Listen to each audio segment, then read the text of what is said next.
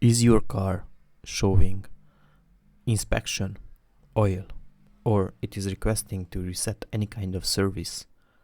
Then this video is for you. In most of the tutorials, you see that you should press with the ignition of the button, and then you should turn it clockwise once the ignition is on, and the error message should be disappeared.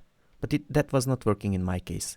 Instead, what I did, with the ignition off, I press the button and I hold it for a couple of seconds.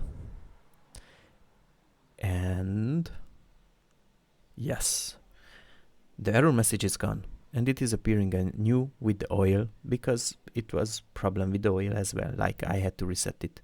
And with turning it clockwise, it was not working. So repeat the same procedure similarly. Ignition off, press the button, hold it long.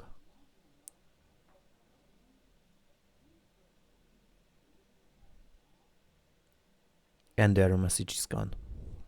So simple is that. Thank you for watching.